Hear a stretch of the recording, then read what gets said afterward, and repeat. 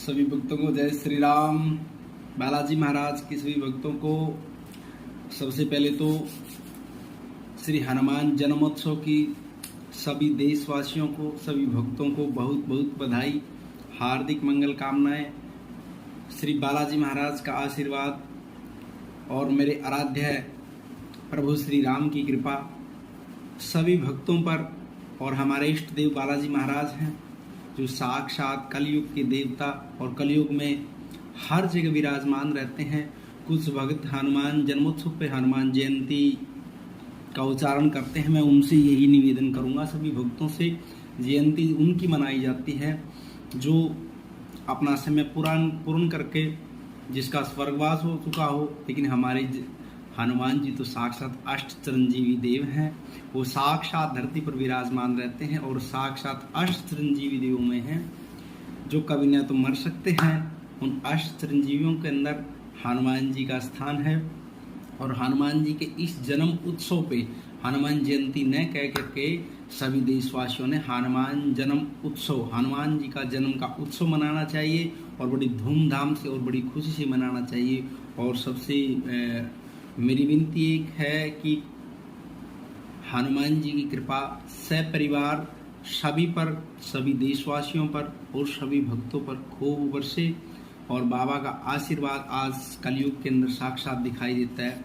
और जो बच्चा साधना करना चाहता है या सिद्धि करना चाहता है या अन्य काम के लिए किसी के ऊपर कोई विशेष बंधन लगा हुआ है, कोई बाधा बंधी हुई है, तो उनके लिए मैं वीडियो बना रहा हूँ। सबसे पहले तो जो कुछ साधना करना चाहता है बच्चा, हनुमान जयंती के ऊपर में जो हमारा चैत्र का महीना होता है और इसके अंदर पूर्णमासी आती है। चैत्र के महीने में पूर्णमासी के दिन हनुमान जी का जन्म हुआ था और उसी दिन से ही हम इस हनुमान जन्मोत्सव को उसी के नाम से हम मनाते हैं। और इस दिन जब आप हनुमान जी की कोई भी विशेष कृपा प्राप्त करना चाहते हैं या कोई साधना करना चाहते हैं आप, तो उस दिन हनुमान चालीसा सिद्ध करना चाहते हैं, वो बड़े आराम से कर सकते हैं। या कोई सुंदरकांड पाठ की साधना करना चाहते हैं या कोई अन्य बीज मंत्र की साधना करना चाहते हैं, कोई चौपाई की, रामायण की चौपाई की साधना करना चाहते हैं, वो बड़ी आसानी से सिद्ध हो जाएगी इस हनुमान जन्म उत्सव के ऊपर में, क्योंकि हनुमान जी की साक्षात कृपा रहती है। और दूसरा, काफ़ी बच्चों को मेरे पास काफ़ी सवाल भी बार बार आया हुआ था। मैंने रामनवमी के ऊपर भी एक वीडियो बना के डाला हुआ था, उसके उपलक्ष्य में उन्होंने काफ़ी बच्चों ने मेरे पास में जो व्हाट्सएप पे सवाल भेजे हुए थे, मैं उनमें से कुछ सवालों के भी उत्तर देना चाहता हूँ। कुछ बच्चे हनुमान जी की साधना के बारे में पूछ रहे थे, हनुमान जी की सिद्धि कैसे प्राप्त कर सकते हैं। हनुमान जी की सिद्धि में वैसे तो हमने कोई भी, हम जो साधना करना चाहते हैं, विशेष रूप से जो तंत्र की या कोई शाबर मंत्र की साधना होती है, वो तो रात के समय में ही होती है। रात के समय में ही साधना होती है, वो कोई या तो तंत्र के मंत्र की हो या फिर कोई आप शाबर मंत्र की साधना करना चाहते हैं। अन्य मंत्र की साधना भी आप रात में कर सकते हैं, लेकिन इन दोनों चीज़ों के लिए तो विशेष रात की साधना ही है, शाबर मंत्र हो या फिर कोई तंत्र का मंत्र हो। यदि आप वैदिक मंत्र सिद्ध करना चाहते हो, दिन में भी कर सकते हैं। यदि आपको बीज मंत्र साधना सिद्ध करना चाहते हैं तो आप उसको दिन में भी सिद्ध कर सकते हैं। और आपको शुरुआत जिस दिन या हनुमान जन्मोत्सव के ऊपर आप एक दिन में कोई भी बीज मंत्र ले सकते हैं या कोई चौपाई ले सकते हैं, तो उसमें एक दिन में भी आपकी सिद्धि प्राप्त हो जाएगी। आपको उस दिन हनुमान जी का खूब शक्ति का अनुभव होगा। सबसे पहले तो हनुमान जी को आपने करना क्या है, सबसे पहले हनुमान जी की एक प्रतिमा लेनी है हनुमान जी को, या फिर प्रतिमा आपके पास घर में नहीं है या फिर आप मंदिर में जाके भी साधना कर सकते हैं। किसी मंदिर में, आस पास के मंदिर में जाकर के भी हनुमान जी को चोला चढ़ाना है, हनुमान जी को लड्डू का भोग लगाना है और फल भी ले जा सकते हैं। साथ में आप केला या सेब हनुमान जी को बहुत प्रिय हैं। और साथ चोला चढ़ाने के बाद आप हनुमान जी से संकल्प करके, जो संकल्प करना है बिना संकल्प के, कई बार बच्चे बोलते हैं जी हमारी साधना पूर्ण, हमने 41 दिन साधना की, 11 दिन साधना की, 21 दिन साधना की, या जैसे हनुमान जन्मोत्सव पे साधना की तो हमारी साधना पूर्ण नहीं हुई। कुछ लोग बच्चे क्या करते हैं, संकल्प नहीं लेते किसी भी प्रकार का। भाई भगवान को कैसे पता चलेगा कि आप उसकी साधना कर रहे हो या भगवान की शरणागत, सीधे एक मंत्र से आप ध्यान करते प्रभु की शरण में हो।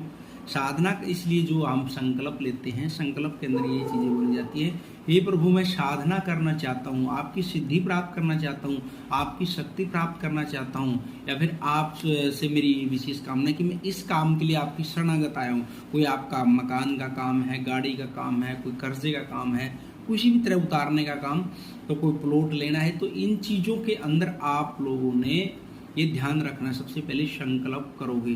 संकल्प करने के बाद में आप किसी भी चौपाई की, सुंदरकांड की, हनुमान चालीसा की, बजरंग बाण की, हनुमान अष्टक की, किसी भी आपको हनुमान जी का स्तोत्र की कोई भी आप साधना कर सकते हैं हनुमान जी के जन्म उत्सव के ऊपर में।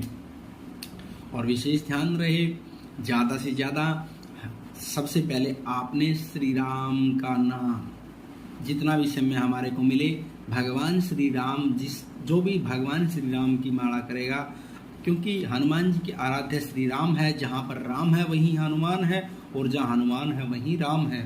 तो इसलिए सबसे पहले आप गुरु सानिध्य में होते हैं तो गुरु मंत्र की आपने माला करनी, गणेश जी की गुरु मंत्र की, और फिर श्री राम नाम की माला करते जप करते अपने आप का जो इष्ट देव हो उसकी जप करते हुए, उसके बाद में हनुमान जी की जो मंत्र या चौपाई या स्तोत्र जो भी साधना करें उसका आपने शुरुआत करनी है, और राम नाम की माला अवश्य निकालनी है।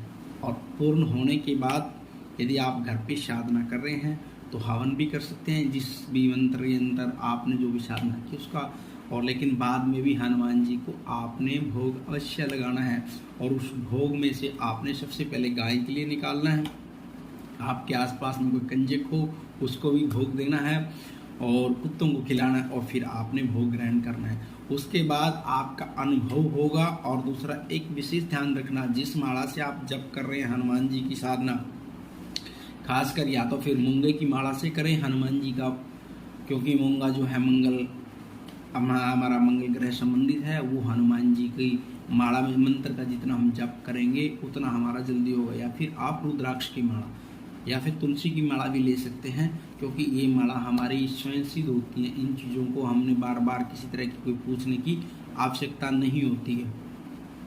और उस माला का जप करने के बाद क्या करना है, आपने उस माला का जप करने के बाद कम से कम भी आपने 10 से 15 मिनट अपने गले में पहन के रखनी है, और फिर भी भगवान का, फिर भी हनुमान जी का आपने ध्यान करना है, साक्षात ध्यान करना उसका। ये चीज़ें विशेष रूप से ध्यान रखनी है। जिस भी माला से हम जप करते हैं साधना के लिए, खासकर हर रोज वाला कोई भी जरूरी नहीं है, आपने डालनी ही जरूरी है, नहीं, जिस समय आप साधना करते हैं उस समय उस माला को हमने साधना पूरी करने के बाद 5 या 10 मिनट अपने गले में अवश्य पहने। अगले दिन जब हम साधना करते हैं तो जल गंगा जल मिलाकर हम बैठे होते हो तो उससे आपको थोड़ा छींटा लगा के स्नान करा सकते हो माला को, ठीक है। ये चीज़ अवश्य करनी है। और हनुमान जी को भोग लगाना है, लास्ट में भी यही रखना है। उसके बाद आपने भोग ग्रहण करना है। उस मंत्र को आप जिस भी परिस्थिति में चाहो, या तो फिर आप उसको किसी जानकार से पूछ के आप उसका प्रयोग कर सकते हैं, या फिर आप गुरु सानिध्य में तो आपको दिक्कत ही नहीं किसी प्रकार की, फिर उसको आप डायरेक्ट प्रयोग कर सकते हैं। भाई झाड़े का मंत्र है तो झाड़े में भी यूज कर सकते हैं, या कोई आपको बीमारी का मंत्र तो बीमारी में यूज कर सकते हैं, या फिर आपने स्तोत्र यूज किया है तो किसी विशेष मनोकामना को लेकर करना है। किसी भी तरह की आप नौकरी के लिए जा रहे हो, व्यापार के लिए, कारोबार के लिए, किसी भी तरह के लिए जा रहे हो तो आप उसको फिर प्रयोग में ले सकते हैं।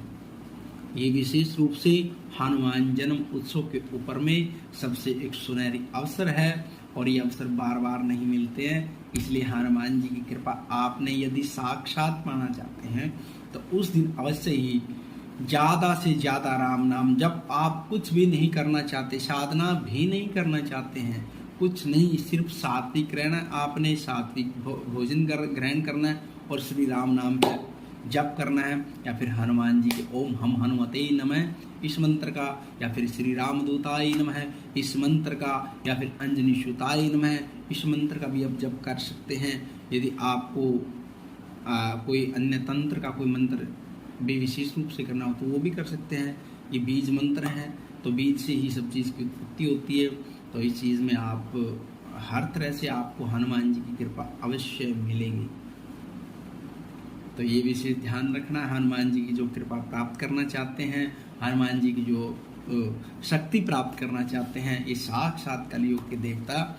और जिसने चैनल को सब्सक्राइब नहीं किया, आप चैनल को अवश्य सब्सक्राइब करें, क्योंकि दरबार की जानकारी, हमारा बालाजी दरबार लगता है, हमारा 2 जगह दरबार लगता है। एक दरबार लगता है भजनपुरा दिल्ली में, जो मंगलवार और शनिवार को लगता है, और दूसरा दरबार लगता है हमारा पुस्ता रोड लोनी में, रामेश्वर पार्क लोनी, गाजियाबाद, जो बॉर्डर पे ही है गाजियाबाद, उसके अंदर हमारा दूसरा दरबार लगता है संडे को।